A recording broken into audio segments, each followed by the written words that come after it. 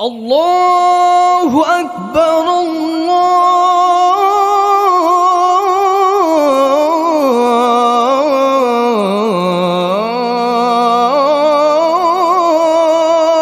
আকবার। এই অসাধারণ মাসের শেষে এসে আমরা সবাই হয়তো এই চিন্তায় বিভোর যে আমাদের ইবাদত, আমাদের উপাসনা কি যথেষ্ট ছিল? আল্লাহ কি আমাদের নামাজে, ভোরে ঘুম থেকে ওঠা আর মনোযোগ দেবার, তার প্রতি যথাযথ দুয়ার ক্ষেত্রে অলসতাগুলো উপেক্ষা করবেন? আমাদের অর্জনের অনুভূতিও হচ্ছে, আবার একই সাথে অনুশোচনাও করছি যে সময়ের যথাযথ সদ্ব্যবহার হয়তো করিনি। আর আমাদের সবারই এই অনুভূতি হচ্ছে।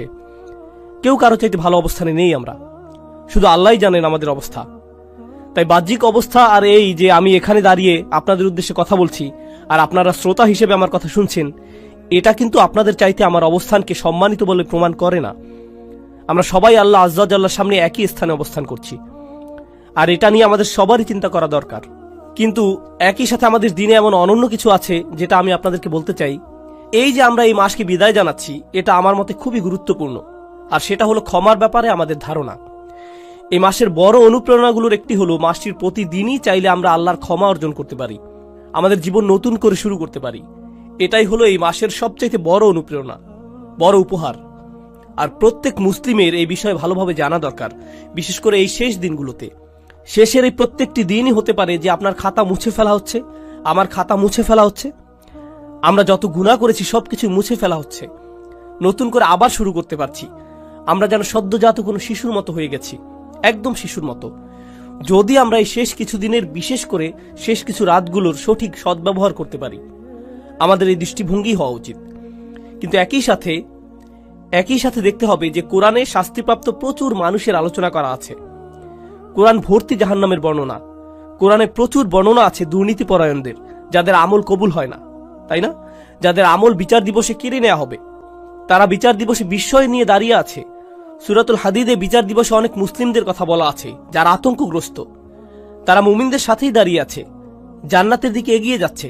আর হঠাৎ করে একটি দেয়াল এসে পড়ল, আর তারা বলবে, আলাম নাকুন মাআকুম, আমরা কি তোমাদের সাথেই ছিলাম না? আমরা তো একত্রে থাকার কথা। আর তারা বলবে, না না, তোমরা আমাদের সাথে নও। যারা জান্নাতের দিকে যাচ্ছে তারা বলবে, বালা ওয়ালাকিন্নাকুম ফাতানতুম আনফুসাকুম ওয়া তারাব্বাসতুম ওয়ারতাবতুম ওয়া গাররাতকুমুল আমানিয়্যু হাত্তা জাআ আমরুল্লাহ ওয়া গাররাকুম বিল্লাহিল গুরুর। এটা কিন্তু খুবই ভয়ঙ্কর আয়াত। জান্নাতের দিকে ধাবমান যারা দেয়ালটির অন্যদিকে আছে তারা বলবে, হ্যাঁ তোমরা আমাদের সাথেই ছিলে, কিন্তু তোমরা নিজেদেরকে ফিতনায় ফেলেছিলে, তোমরা দিনকে গুরুত্ব সহকারে নাওনি। অতারাব্বাসতুম, তোমরা দেরি করেছিলে। তোমরা বলতে যে আমি বদলাবো, আমি হারাম ব্যবসা বন্ধ করব, আমি এই মন্দ কাজটি বন্ধ করে দেব, আমি নামাজকে আরো গুরুত্ব দেওয়া শুরু করব। কিন্তু তোমরা শুধু দেরিই করছিলে। পরে করব, আরেকটু আনন্দ করে নেই। যতদিন বসন্তকাল চলছে, এরপর সিরিয়াস হয়ে যাব। এই জিনিসটি শেষ হলে আমার সন্তানগুলোকে বিয়ে দেবার পর আমি হারাম ব্যবসা ছেড়ে দেব। এসব যা কিছুই ছিল, যত অজুহাতই ছিল, তোমরা শুধু মুলতবি করতে। সেই মানুষগুলো পেছনের লোকদের বলবে, হ্যাঁ আমরা একসাথে নামাজ পড়তাম, আমরা একই এলাকায় থাকতাম, আমরা একে অপরকে সালাম দিতাম, ঈদেও একে অপরকে সাহায্য করতাম, কিন্তু দেখো তোমরা নিজেদেরকে ফিতনায় ফেলেছিলে। অতারাব্বাসতুম ওয়ারতাবতুম ওয়া গাররাতকুমুল আমানিয়্যু হাত্তা জাআ আমরুল্লাহ। আর প্রথমত মিথ্যে আশা তোমাদের ধোঁকায় ফেলেছিল। তারা প্রতারণা করেছে। এর অর্থ কি? তোমরা ভাবতে এতে মন্দ কাজ করার পরেও তোমরা যদি সময় পেয়ে একটুখানি দোয়া করো, একটুখানি নামাজ পড়ো, সেটাই যথেষ্ট। তোমরা ভেবেছো এতটুকুতেই জান্নাতে ঢুকে যাবে। ঠিক যেমন আল্লাহ বলেন, আম হাসিবতুম আন তাদখুলাল জান্নাহ, যেন তোমরা অচিরেই জান্নাতে প্রবেশ করবে। এই ধরনের চিন্তা তোমাদের ধোঁকায় ফেলেছে। অবশেষে আল্লাহর সিদ্ধান্ত এসে গেল, অগররাকুম বিল্লাহিল গুরুর। আর যে ধোঁকা দিত সে খুবই পারদর্শী, সে তোমাদের ধোঁকা দিল, তোমাদের সাথে প্রতারণা করল। তোমরা একেবারেই নিশ্চিত ছিলে যে জান্নাতের গ্যারান্টি পেয়ে গেছো। এই আয়াতগুলো কোরআনে আছে, সেগুলো বেশ ভয়ানক। তো এই ক্ষমা চাবার মাসে যে আমরা আছি, আমরা কি উপায়ে বিভ্রান্তিহীন মানুষ হতে পারি? আমরা কিভাবে নিশ্চিতভাবে জানতে পারি যে আমরা সঠিক পথে যাচ্ছি, যে আমরা আসলে আল্লাহর ক্ষমা ভিক্ষা চাচ্ছি? আর একদিকে আপনারা যদি শুধু এই ধরনের আয়াতই পড়েন, তবে আপনি পুরোপুরি বিষণ্ণগ্রস্ত হয়ে যাবেন যে যাই করি না কেন কিছুই যায় আসে না। আমি জানিও না বিচার দিবসের দেয়ালটি কি ঠিক দিকে থাকবে নাকি ভুল দিকটায়। আমি জানি না আমার তাওবা কি আসলে আন্তরিক নাকি কৃত্রিম। আমি জানি না। তাহলে কিভাবে জানতে পারি? কোরআনের একটি স্থান নিয়ে এত এত আলিম কথা বলেছেন, কোরআনের এত এত স্পেশালিস্ট মুতাদাব্বিরিন এটা নিয়ে কথা বলেছেন যে এই স্থানে আল্লাহর ক্ষমাপ্রাপ্তির বিষয়টা সবচেয়ে বিস্তারিতভাবে আলোচনা করা হয়েছে। ইসলামে ক্ষমার দর্শনের পুরো বিষয়টি ব্যাপকভাবে একটি স্থানে আলোচিত হয়েছে। এটা হচ্ছে সূরাতুজ জুমার।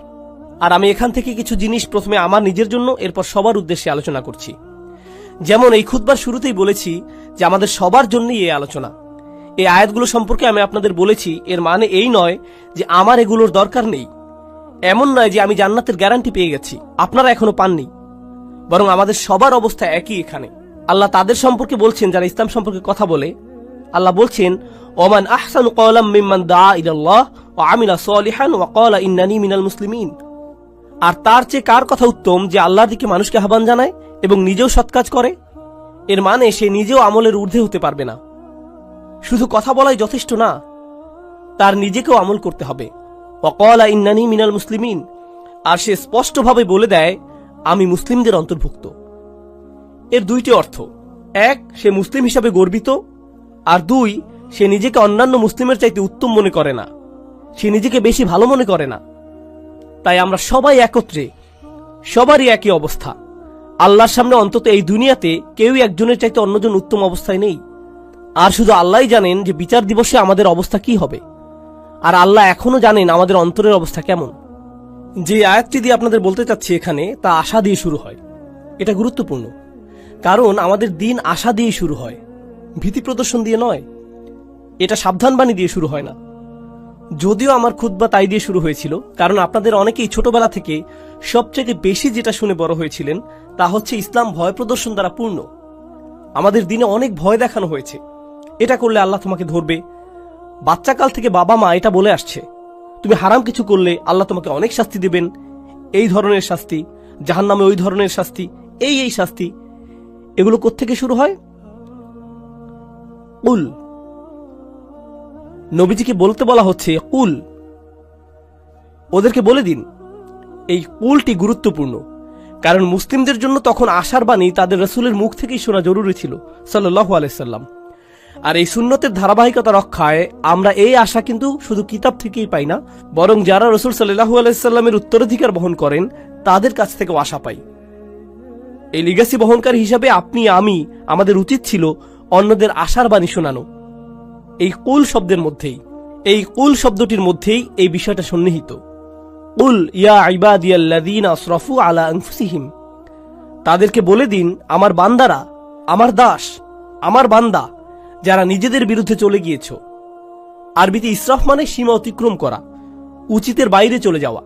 যদি আপনি বেশি খেয়ে খাবার গলা পর্যন্ত চলে এসেছে এমন অবস্থা হয়, তাহলে আপনি খাদ্য গ্রহণে ইসরাফ করেছেন, বেশি খেয়ে ফেলেছেন। যেখানে বেশি খরচ করা উচিত নয় সেখানে অতিরিক্ত খরচ করে ফেললে আপনি খরচই ইসরাফ করেছেন। প্রতিশোধ নিতে গিয়ে কারো উপরে চরের বিপরীতে যদি 10 গুণ চর দিয়ে বসেন, তাহলে আপনি প্রতিশোধ গ্রহণে ইসরাফ করলেন। ইসরাফ মানে বাড়াবাড়ি করে ফেলা। আল্লাহ বলছেন আমার বান্দারা যারা নিজেদের বিরুদ্ধে বাড়াবাড়ি করে ফেলেছ, তারা অনেক ক্ষেত্রে যা করার তার চাইতে বেশি করে ফেলেছে। কিন্তু আল্লাহ বলেননি ইসরাফ কোন ক্ষেত্রে, সম্পদের ইসরাফ, নাকি কথাবার্তার ইসরাফ, নাকি গাফলতির ইসরাফ। ইসরাফটা কিসের এখানে, বাড়াবাড়ি কোথায় হয়েছে? আল্লাহ এটা নির্দিষ্ট করেননি, কারণ আমরা অনেক কিছুতেই বাড়াবাড়ি করি। আপনি অতিরিক্ত অলস হতে পারেন, আপনি বাড়াবাড়িভাবে রাগী হতে পারেন, আপনি অতিরিক্ত লোভী হতে পারেন, আপনি অনেক কিছুতেই বাড়াবাড়ি করতে পারেন, অনেক কিছুতে অতিরিক্ত করতে পারেন। আর আল্লাহ বলছেন তোমরা যেই বাড়াবাড়ি করে ফেলেছো নিজেদের বিরুদ্ধে, এটা আরেকটা জিনিস। আল্লাহ কিন্তু বলতে পারতেন ইয়া ইবাদিয়াল্লাযীনা আযলামু, যারা পাপ করেছো, যারা ইরতাকাবু সাইয়্যাতু, পাপ কাজ সংগ্রহ করেছো। না, বরং বললেন আসরাফু আলা আনফুসিহিম। এটা কি ইঙ্গিত দিচ্ছে? ইসরাফ হয় যখন কেউ নিজের জন্য বেশি বেশি চায়, আর নিজের জন্য বেশি চাবার কারণে আপনি ভাবছেন এটার ফলে আপনি বেশি কিছু পাবেন। আর আল্লাহ এই আয়াতের বাস্তবতা বলছেন, তিনি বললেন আসরাফু আলা আনফুসিহিম, তিনি লি আনফুসিহিম বলেননি। তিনি বলেছেন তোমরা নিজেদের বিরুদ্ধে বাড়াবাড়ি করেছ, নিজের জন্য করনি। তুমি ভাবছিলে তুমি গিয়ে সীমা অতিক্রম করেছ কারণ এতে তোমার জন্য কিছু থাকবে, কিন্তু বাস্তবতা হলো প্রত্যেকবার এমনটা করার সময় এটা তোমার বিরুদ্ধেই গিয়েছে। আলা আনফুসিহিম লা তাকনাতু মির রাহমাতিল্লাহ। তুমি যদি এটা মেনে নাও, আর আমি যদি মেনে নেই যে আমরা কিছু জিনিস বাড়াবাড়ি করেছি, কিছু জিনিসের সীমা অতিক্রম করেছি, তাহলে আল্লাহ বলছেন কোনোভাবেই আশাহত হইও না। এটা হলো সিদ্দাতুল ইয়াইস আল কুনুত। সিদ্দাতুল ইয়াইস, প্রচন্ড হতাশা, খুবই বিষণ্ণতা। এখানে কি শিখতে পারছি? গুনাহ, মন্দ কাজ, এগুলো আমাদেরকে হতাশ করে দেয়। তারা এমন অনুভূতি আনে যে আল্লাহ তো আর আমাকে ক্ষমা করবেন না, আমার অবস্থা তো খুব খারাপ, তাই না? ক্ষমা চাবার অর্থটাই বা আর কি? আমি কি করছি জানেন? আমি কি কি কাজ করি সেগুলো জানেন? আপনি না জানলেই ভালো ভাই, আমি খুবই খারাপ। আর এই সময় ভাবছেন, এই সময় এসে ক্ষমা চাবার মানেটাই বাকি। আর আল্লাহ জানেন এই চিন্তাগুলো ওসব মন্দ কাজের থেকে উৎপন্ন হয়। আবার কেউ বলে ক্ষমা চাওয়া নিয়ে আমি আর ভাবতে পারবো না। আসলে যারা ভালো মানুষ তারা তো ইস্তেগফার ইত্যাদি করে, আমি তো অনেক অনেক খারাপ কাজের মধ্যে জড়িত। তাছাড়া এসব থেকে দূরে থাকবো সেটাও না, একেবারেই আশাহীন হয়ে যায়। তাছাড়া এসব থেকে দূরে থাকবো সেটাও আপাতত হচ্ছে না। আল্লাহ বলছেন লা তাকনাতু মির রহমাতিল্লাহ, নিজেদেরকে আলাদা করে ফেলো না, আশাহত হইও না, একেবারে আশাহীন হয়ে যেও না আল্লাহর ভালোবাসা, যত্ন আর ক্ষমা থেকে। আল্লাহ তোমাকে ভালোবাসা বন্ধ করেননি, তোমার খেয়াল রাখাও বন্ধ করেননি। এমন কখনোই না যে আল্লাহ তোমার প্রতি ক্ষমা দেখাতে আর আগ্রহী নন, এমন কিছুই না। আপনি নিজেকে বলেন আল্লাহ মনে হয় আমাকে শাস্তি দিতেই চান, না, এটা আপনার ধারণা। আল্লাহ বলেননি, আপনি বলছেন। আল্লাহ কোরআনে কখনোই বলেন না যে আপনাকে শাস্তি দিতে চান, বরং তিনি উল্টোটাই বলেন মা ইয়াফআলুল্লাহু বিআযাবিকুম, আপনাকে শাস্তি দিয়ে আল্লাহর কি লাভ? তিনি কেন শাস্তি দিবেন আপনাকে? হুবহু এটাই বলেছেন আল্লাহ। দেখুন, কিছুদিন আগে অসাধারণ এক হাদিস পড়েছি, এটা আমার দৃষ্টিভঙ্গি একেবারেই বদলে দিয়েছে। আপনাদেরকে এটা আগেও বলেছি যে আল্লাহ আমাদের সকলের জন্যই জান্নাতে ঘর বানিয়েছেন, প্রত্যেকটি মানুষের জন্যই, মুসলিম বলেন অমুসলিম বলেন সবাই, আমাদের প্রত্যেকের জন্যই জান্নাতে একটি বাড়ি বানানো আছে, আমাদের জন্যই অপেক্ষা করছে। একটি পরিবার অপেক্ষা করছে সেখানে। কেউ কেউ পরিবার বলতে বোঝেন যে তিনি আপনার আর আপনার পরিবারের জন্য জান্নাতের গ্যারান্টি আগেই দিয়ে রেখেছেন। শুধু কিছু মানুষ যেতেই চায় না, কিছু মানুষ জান্নাতেই যেতে চায় না, আর তাই জান্নাতে অনেক খালি বাসা পড়ে থাকবে যখন মানুষজন যাবে। আর আল্লাহ বলছেন এই ঘরগুলো উত্তরাধিকার হিসেবে মুমিনদেরকে দেয়া হবে। উলাইকা হুমুল ওয়ারিসুন, সেগুলোকে মুমিনদের জন্য উত্তরাধিকার হিসেবে দেয়া হবে, যারা নিজের পরিবার সহ জান্নাতে আনন্দ করতে চায়নি তাদের ঘর।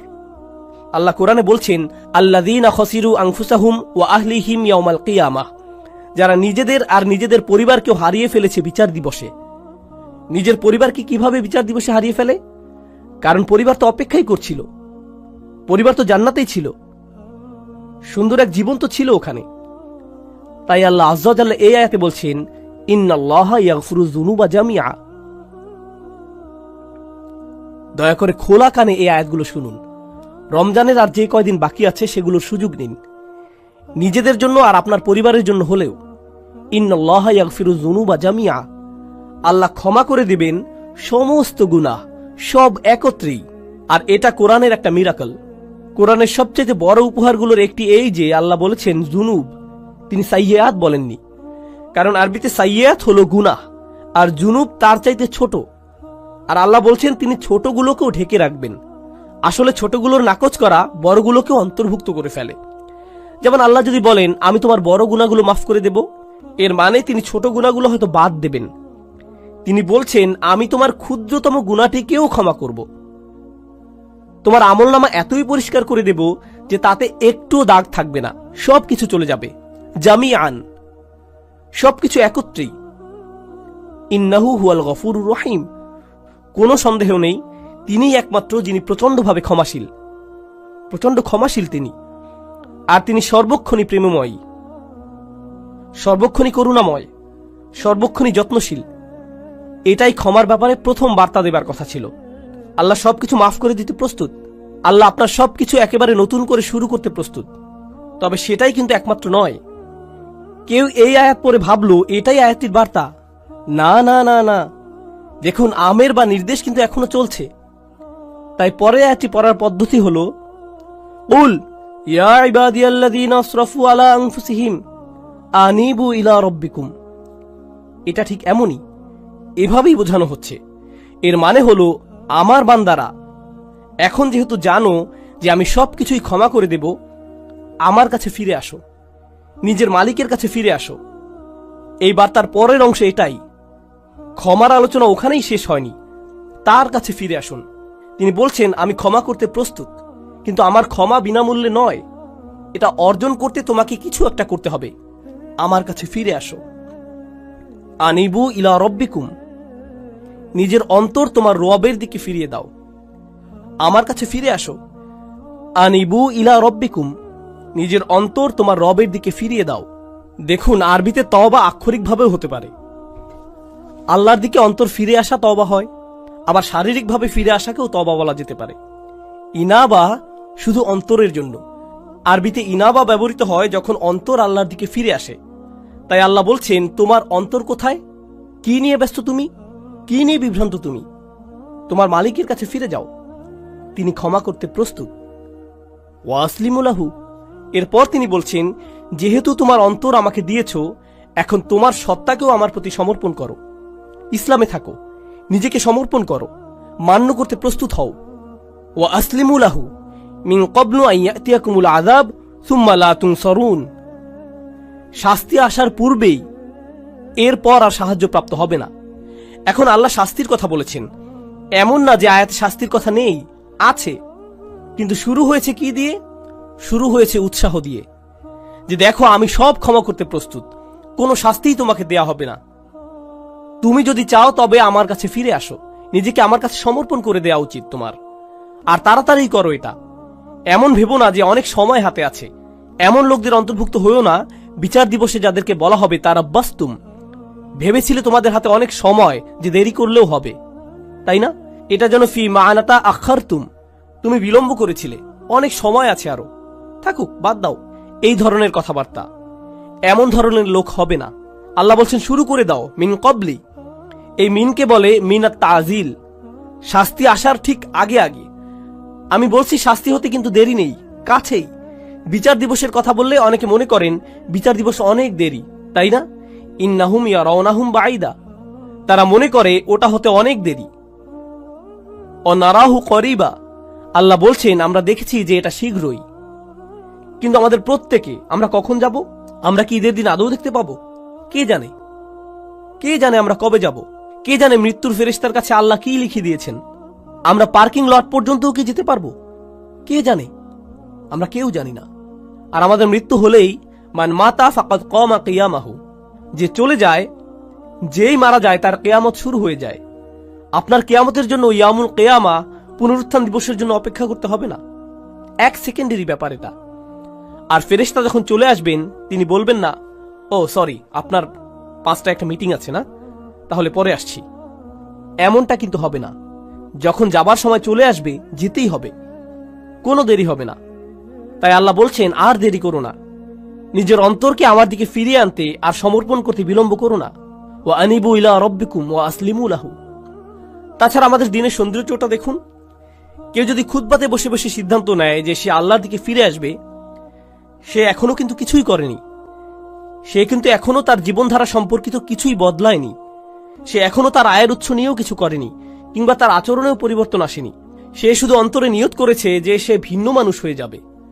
আর সে বের হয়ে যাবার সময়, কিংবা সে তার পরিবারের সাথে দেখা করার আগেই আল্লাহ হয়তো তার জীবন নেবার সিদ্ধান্ত নিলেন।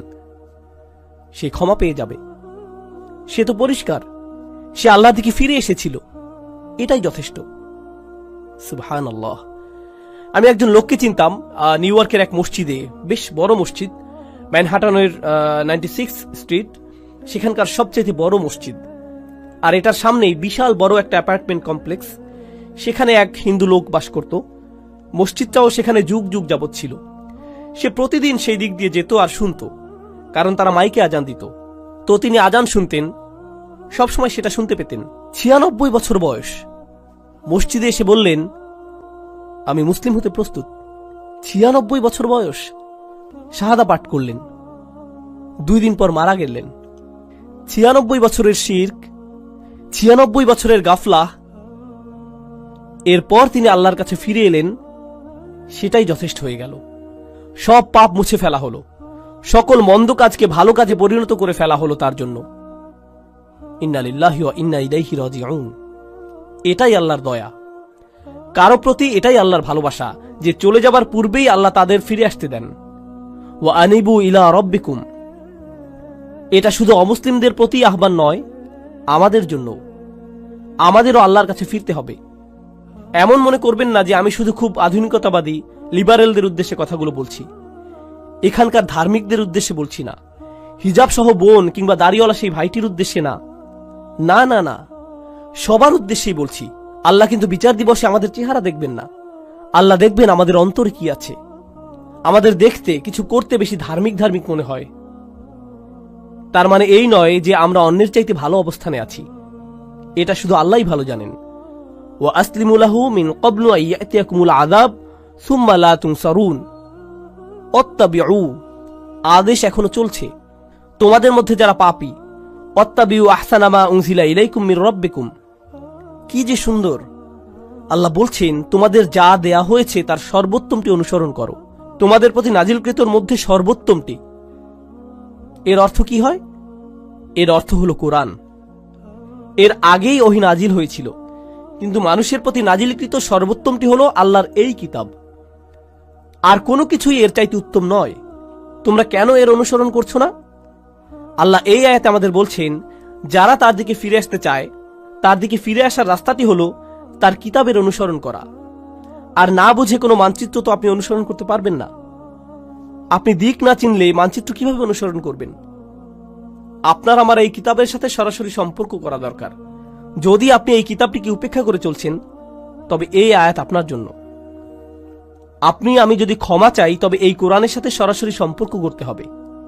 এটা পড়ুন, কি বলতে চাচ্ছে সেটা বোঝার চেষ্টা করুন, আন্তরিকতার সাথে আল্লাহর কাছে দোয়া করুন, হে আল্লাহ, এই কিতাব বুঝতে আমাদেরকে সাহায্য করুন। আমি অনুবাদ পড়ছি, কিছুই বুঝছি না, আমাকে এর ব্যাখ্যা বুঝতে সাহায্য করুন। আপনি কি বলতে চাচ্ছেন আমাকে বলুন। ইয়া আল্লাহ, আরবি শিখা আমার জন্য সহজ করে দিন, যেন আমি আপনার কিতাবের সাথে সম্পর্ক করতে পারি।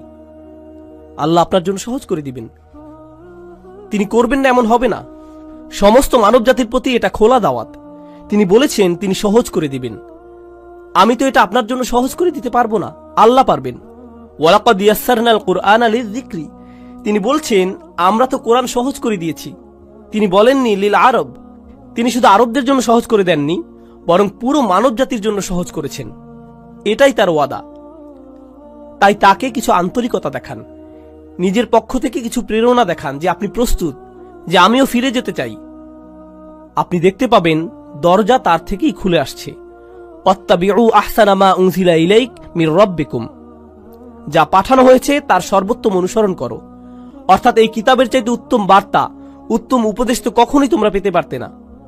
কোন মুসলিমের এই কিতাবের সাথে সরাসরি সম্পর্ক থাকা মানে উপদেশ পাবার জন্য সবসময় কেউ না কেউ থাকা, তার অন্তরকে শান্ত করার জন্য কেউ না কেউ সবসময় আছে। আপনি কোরআনের যে কোনো পৃষ্ঠা খুলে পড়া শুরু করুন, শান্তি আর সুখ পাবেন। আপনি খুশুখুজুর সাথে সালাত আদায় করুন আর আল্লাহর কথাগুলো তিলাওয়াত করুন, এমন সমাধান পেয়ে যাবেন যেটা কল্পনাও করেননি। আল্লাহর কথার মাধ্যমেই সেটা চলে আসবে আপনার কাছে। কোরআন অসীম, সর্বক্ষণ প্রাসঙ্গিক। এটা এমন একটা কিতাব যেটা সর্বকালে উপযুক্ত, আক্ষরিকভাবেই। কলেজে থাকতে আমি এক বন্ধুর সাথে এই এক্সপেরিমেন্ট করেছিলাম। তাকে বললাম, বন্ধু, সবাই তো বলে কোরআন হেদায়েত, চলো একটা এক্সপেরিমেন্ট করি। প্রত্যেকবার আমাদের কোনো সমস্যা হলেই চলো কোরআনের কোনো একটা পৃষ্ঠা খুলে পড়া শুরু করি, দেখি কোনো সমাধান পাই কিনা। আমরা এমন 2-3 মাস যাবত করলাম, আর সুবহানাল্লাহ, আমরা প্রতিদিন মেলাতাম। আমি এটা পেয়েছি, এই সমস্যা হয়েছিল, আর এই আয়াত পেয়েছি, আর আমি এটা খুঁজছিলামও না, শুধু কোরআন পড়ছিলাম আর সেটা চলে এলো। এটাই আমার জন্য আল্লাহর সমাধান। দেখলেন, আমার জন্য আল্লাহর উপদেশ এটা। সুবহানাল্লাহ, কি অসাধারণ ব্যাপার! এমনই তো হবার কথা ছিল। আমাদেরকে দেয়ার এর চাইতে উত্তম আর সুন্দর জিনিস আর কি হতে পারে, তাই না? এরপর আল্লাহ বলছেন, অত্তাবিউ আহসানা মা উনজিলা ইলাইক মির রাব্বিকুম মিন ক্বাবলি আন ইয়াতিয়াকুমুল আযাবু বাগতাতান ওয়া আনতুম লা তাশউরুন। শাস্তি তোমার উপর আসার আগেই, হঠাৎ করে, তুমি কিছু বোঝার আগেই। অন্য কথায়, যারা আল্লাহর কথাগুলো জানে এরপরেও আল্লাহর দিকে ফিরে আসার চিন্তা করে না, তাদের শাস্তি তো আসবেই। কারণ আল্লাহ তো তাদের রাস্তা দেখিয়েছেন। দেখো, আমি তোমাদেরকে ক্ষমা করতে চাই, এই যে নাও কিতাব, নাও এটা। আপনি যদি না নেন তবে আল্লাহকে এরপর দোষ দিতে পারবেন না। তাই পরের আয়াতগুলো হলো যাদের ক্ষমা নিয়ে ভুল ধারণা আছে তাদের সম্পর্কে। এটাই হলো ক্ষমার আসল বুঝ। এই রাস্তাতে আপনার যাবার কথা। আল্লাহ ক্ষমা করতে প্রস্তুত আছেন যদি আপনি পিছনে ফিরে আপনার বাড়াবাড়ির জীবন, গুনাহের জীবন ছেড়ে চলে আসতে চান তার কাছে।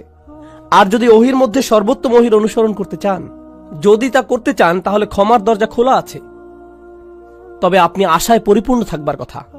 আল্লাহ আমাদের সবাইকে ক্ষমার যোগ্য বানিয়ে দিন। এরপর অন্যদিকে যখন হঠাৎ করে শাস্তি চলে আসে, আচ্ছা দেখুন, এগুলো সবকিছুই কিন্তু বহুবচনে ছিল। আয়াতটি ছিল বহুবচনে। এর মানে কি জানেন? যে পুরো সমাজকে বলা হচ্ছে যেন ঠিক হয়ে যায় যে আমাদের একে অন্যকে আল্লাহর নিকটবর্তী হবার ব্যাপারে উৎসাহ দেবার কথা, আমাদের একে অপরকে পেছনে ফেলে আসার কথা না। কিন্তু একটি দিন আসছে যখন সেই দিন আসবে, কোনো সমাজ তখন থাকবে না। আমরা সবাই সেদিন একা হব। সবাই বলবো নফসি নফসি, আমি নিজে আমি নিজে। সেদিন কোনো একত্রিত পরিবার থাকবে না। দেখুন, আমরা পরিবার সহ বেড়াতে যাই, সবাই মিলে একত্রে গাড়িতে উঠি, সবাই একসাথে যাই, কিন্তু সেই সফরে সবাই একাই ভ্রমণ করবে। আপনি আপনার পরিবারের সাথে থাকবেন না, এমনটা আর হবে না। আর সেই দিনে এখন আয়াতগুলো সব এক বচনে। তাই সে বলছে আন তাকুলা নাফসুন ইয়া হাসরাতা আলা মা ফাররাততা ফি জামবিল্লাহ ওয়া ইন কুনতু লামিনাস সাখিরিন। এই আয়াতগুলো এতটাই প্রাসঙ্গিক, আল্লাহে আমি অনেক ইমেইল পাই যাদের এমন কোন সমস্যা, আমি তো অবাক। ১,৫০০ বছর পরেও সমস্যাগুলো বদলে যায়নি। সেদিন এমন লোকও থাকবে যারা বলবে, হে আল্লাহ, ইয়া হাসরাতা শেষের আটি ইয়াতেও রূপান্তরিত হতে পারল না, কারণ ইয়া মুস্কি হাসির কাছাকাছি। লোকটি তার কারাহা, তার হুজুনের জন্য ইয়া উচ্চারণ করতে পারছে না। হায় হায়, কি অনুশোচনা আমার, এ কি করে ফেললাম আমি। এমনটাই সে বলছে, ইয়া হাসরাতা আলা মা ফাররাততু ফি জামবিল্লাহ, যে আমার থেকে যা আশা করা হয়েছিল তার চাইতে অনেক কম করে ফেলেছি। আল্লাহর উপস্থিতিতেই, আল্লাহর সান্নিধ্যেই। আপনাদেরকে বুঝিয়ে বলার চেষ্টা করছি এখানে কি বলছে। আল্লাহ শুরুতে বলেছিলেন, তোমরা শুধু বাড়াবাড়ি করো, তোমরা সীমা অতিক্রম করো শুধু, আর শুধুমাত্র সেসব জিনিসই তোমরা ছাড়াছাড়ি করো যেগুলো আল্লাহ চান যে তোমরা করো। এটাকে বলে তাফরিদ, প্রত্যাশা থেকে কম করা। আর ওই লোকটি, আয় হায়, আমি প্রত্যাশা থেকে কম করে ফেলেছি, ঠিক আল্লাহর সংস্রবে থেকেই। আর আল্লাহর সংস্রব মানে কি? ফি জামবিল্লাহ। কুরআন বলছে ওয়াসাহিবিহি বিল জাম্ব, যে আপনার পাশেই বসে আছে। জাম্ব মানে আল্লাহর ঠিক সাথেই। আপনি মসজিদের কাছেই থাকতেন, আপনি মুসলিমদের পাশেই বসে আল্লাহর কিতাব থেকে উপদেশ শুনতেন, আপনি কোরআনের তেলাওয়াতও শুনতে পেতেন, আপনার পরিবারের লোকেরা আপনাকে নসিহত দেওয়ার চেষ্টা করত, আর সবাই আপনাকে এভাবে আল্লাহ সংস্রব দিত। আল্লাহর সংস্রব মানে প্রথমত আল্লাহ নিজেই নিকটবর্তী, ফাইন্নী করিব। দ্বিতীয়ত যারা আপনাকে আল্লাহ স্মরণ করিয়ে দিত তাদেরকে দূরে ঠেলে দিতেন। আরে যা করছি যাও তো, আরে যা করছি করতে দাও তো, আমি কি করব তোমাকে বলতে হবে না, উপদেশ দেওয়া বন্ধ করো, আমার দরকার নেই উপদেশের, আমি ঠিক আছি, ভালোই আছি, আমার বাণী শোনার দরকার নেই এখন। লোকটি বলছে, হায় হায়, কি করলাম আমি কিভাবে শৈথল্য করলাম, আমি সহজেই উতরে যেতে পারতাম। এরপর সে কারণ দর্শাচ্ছে। তরুণ ভাইয়েরা, দয়া করে শুনুন, সে কারণ দিচ্ছে কেন সে শৈথিল্যতা করেছিল। সে বলছে, ওয়া ইন কুনতা লামিনাস সাখিরিন, আমি ঠাট্টা বিদ্রুপকারীদের মধ্যে অন্তর্ভুক্ত ছিলাম। আমি এই সব কিছুকে কৌতুক মনে করেছিলাম, আমি এই সব কিছুকে হাওয়ায় উড়িয়ে দিতাম। ধুর, নসিহতের প্রতি এমনই আচরণ করতাম, আক্ষরিকভাবেই। সাখির, আমি পাত্তাই দিতাম না। অনেক মানুষ আছে না আল্লাহর ক্ষমার উপর ভরসা হারিয়ে ফেলে। এই আয়াত তার পরের ধাপ বলছে, এটা যারা ক্ষমাকে পাত্তাই দেয় না তাদের কথা বলছে। তারা মনে করে এসব মজা। কিসের জন্য ক্ষমা? ও, বিচার দিবস, আচ্ছা, এটাকে তারা গুরুত্বই দিত না। এখন এই লোক বিচার দিবসে দাঁড়িয়ে চিৎকার করছে, হে আল্লাহ, কিভাবে আমি এটাকে পাত্তা না দিয়ে থাকলাম, এটাকে কেন কৌতুক মনে করলাম। এরপর দ্বিতীয় ধরনের লোক, আও তাকুলা লাউ আন্নাল্লাহ হাদানি, দ্বিতীয় ধরনের লোক বলছে, ইস, যদি আল্লাহ আমাকে হেদায়েত দিতেন। এটা আল্লাহর দোষ। তিনি যদি আমাকে হেদায়েত দিতেন তাহলে লাকুনতা মিনাল মুত্তাকিন, তাহলে আমি মুত্তাকিদের অন্তর্ভুক্ত হতাম। আল্লাহ সিদ্ধান্ত নিয়েছিলেন যে আমি বিদ্রুপকারী হব, আল্লাহরই সিদ্ধান্ত যে আমি নামাজ পড়িনি। আল্লাহ ঠিক করেছিলেন যে আমি অলস থাকব, তিনি ঠিক করেছিলেন আমি বদরাগী হব। এটা তো আমার দোষ না, এটা আল্লাহর দোষ। এটাও সে বিচার দিবসে বলছে। সে এই দুনিয়াতে মিথ্যুক ছিল, আখিরাতেও মিথ্যুক। তুমি আল্লাহর উপরে চাপিয়ে দিচ্ছ। হ্যাঁ, যেন সব দোষ তারই, যেন তারই সব দোষ, যেন তোমার কোনোই দোষ নেই। সুবহানাল্লাহ, এটা তো অন্য কারোর জন্য করো না, কেউ রাস্তায় তোমাকে আটকে দিল, আল্লাহর দোষ। এই লোক, সে তো গাড়ি চালাতেই জানে না, দেখে চালাতে পারে না, তাকে ফাইন করা উচিত। তাকে কেন দোষ দিচ্ছ? নিজেকে তো দোষ দাও না, তাই না? আপনি কোনো গ্রোসারি দোকানে গেলেন, ক্যাশ রেজিস্টারে গিয়ে টাকা পরিশোধ করছেন। এখন সেই লোক টাকা ফেরত দিল না, 10 টাকা ফেরত পাবেন আপনি, সেটা সে দিল না। এই যে আমার 10 টাকা কই? সে বলল, এটা তো আল্লাহর দোষ, আল্লাহ ঠিক করেছেন আপনি টাকাটা পাবেন না। কি বলছেন আপনি? আমার 10 টাকা ফেরত দিন। অন্য মানুষদের কাজে তাদেরকে দোষ দিতে আপনি ঠিকই জানেন, কিন্তু যখন নিজের বিষয় আসে তখন বলেন, না না না, আল্লাহ সিদ্ধান্ত করেছেন যে আমি মন্দ কাজ করব। আসলেই মুনাফিক। এভাবেই চলবেন আপনি? এই অজুহাতের পেছনেই লুকাবেন আপনি? এই কথা বিচার দিবসেও বলছেন? আমি তো মুত্তাকিই হতাম যদি আল্লাহ হেদায়েত দিতেন। তিনি আমার গোমরাহির সিদ্ধান্ত নিয়েছেন, পুরোটাই আমার তাকদীর। আও তাকুল হিনা তারাল আযাব লাউ আন্না লি কাররাতান। এরপর যখন সে শাস্তি দেখতে পেল, বলল, আচ্ছা আচ্ছা আচ্ছা, ঠিক আছে, আসলে আমারই দোষ, আমি মানছি।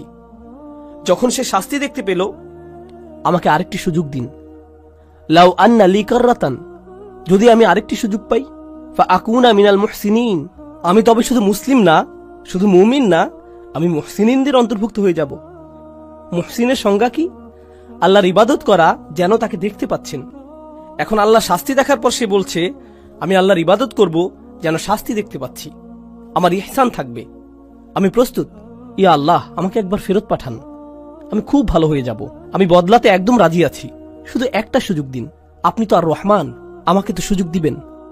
এই ধরনের কথাগুলো মানুষেরা বলবে, এসব অজুহাত তারা দেবে, কারণ ক্ষমা পাওয়ার মানে কি তারা বুঝতেই পারেনি। আর আল্লাহ তাদের কি উত্তর দেবেন? খুতবা শেষ করতে করতে বলছি, বালা, না না না, বরং উল্টো। প্রথম যেই লোকটি বলেছিল, ইয়া আল্লাহ, আমার শৈথল্য হয়ে গিয়েছে, আমি দুঃখিত, না, আপনার দুঃখিত হওয়াতে কিছু যায় আসে না।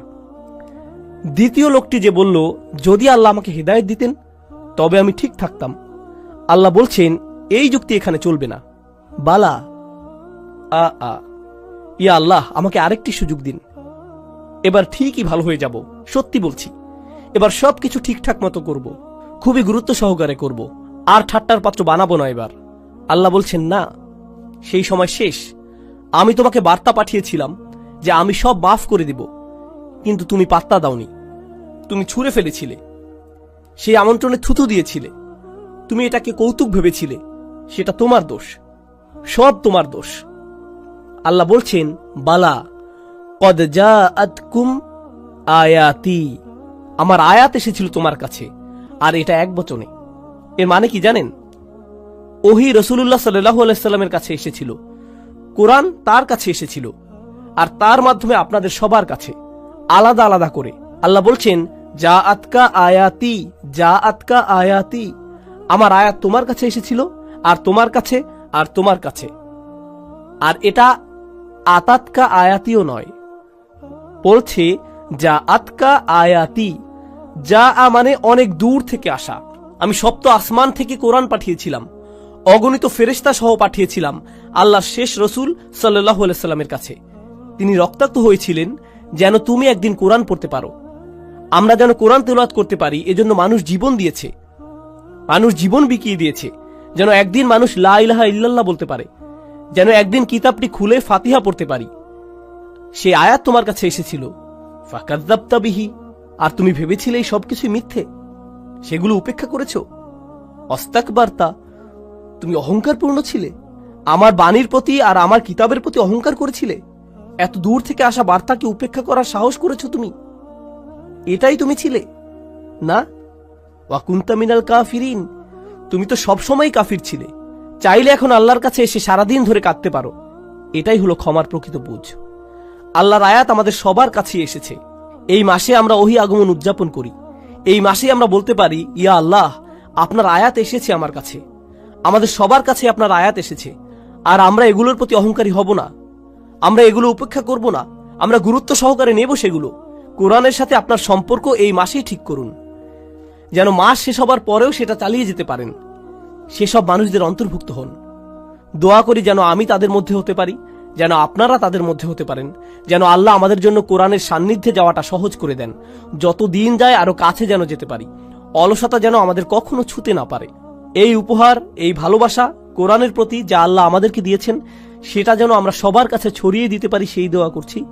এই উপহারের মহত্ব ও গুরুত্ব যেন আমরা আমাদের সন্তানদের মাঝে ছড়িয়ে দিতে পারি, তাদের মধ্যেও যেন এই ভালোবাসা গড়ে ওঠে। আপনার বাচ্চাকে ভিডিও গেম কিনে দিলে কত খুশি হয় খেয়াল করেছেন? তাদের চেহারার আনন্দ লক্ষ্য করেছেন? ঈদ আসছে, তাদেরকে আমরা খেলনা দেব, তখন তাদের চেহারার আনন্দ দেখেন, কত খুশি তারা, কিভাবে চিৎকার করছে। এটাকে আরবিতে ফারাহ বলে। আল্লাহ কোরআন সম্পর্কে বলছেন, ফাবিযালিকা ফালিয়াফরাহু। এই কোরআনের কারণেই তোমাদের উচিত খুশিতে উৎফুল্ল হওয়া। কোথায় সেই খুশি? কোরআন নিয়ে সেই আনন্দ কোথায়? আমাদের কিভাবে নবীজি সাল্লাল্লাহু আলাইহি সাল্লাম বলবেন, ইয়া আহলাল কোরআন, হে কোরআনের মানুষ, কোরআনের লোকজন, সেটা কোথায়? আজকেই ঠিক করার সময়। কালকের জন্য অপেক্ষা করবেন না, আজ রাতের জন্য অপেক্ষা করবেন না। কোরআনের মানুষ হয়ে যান, আল্লাহর নিকটবর্তী হবার মতো মানুষ হয়ে যান, তার ক্ষমা অর্জন করে নিন, তার আমন্ত্রণ গ্রহণ করুন। আল্লাহ যেন আমাদের সবাইকে তার ক্ষমা, তার ভালোবাসা, তার করুণার যোগ্য বানিয়ে দিন। যেন আল্লাহ আয্যা ওয়া জাল্লা আমাদের সবাইকে, আমাদের সন্তানদেরকে, আমাদের পিতামাতা, আমাদের আত্মীয়দের তার জান্নাতে প্রবেশ করিয়ে দিন।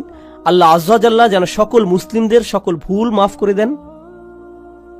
আল্লাহ আয্যা ওয়া জাল্লা যেন সমস্ত রোজা, সকল ইবাদত কবুল করে নেন, এমনকি যেগুলো ভুলে ভরা, অলসতায় ভরা, সেগুলোও আল্লাহ যেন আমাদের সবাইকে তেমন বানিয়ে দিন। বিচার দিবসে তার ছায়ার নিচে দাঁড়ানোর তৌফিক দিন। বারাকাল্লাহু লি ওয়া লাকুম ফিল কুরআনিল হাকিম ওয়া নাফা'নি ওয়া ইয়্যাকুম বিল আয়াতি ওয়াজ যিকরিল হাকিম।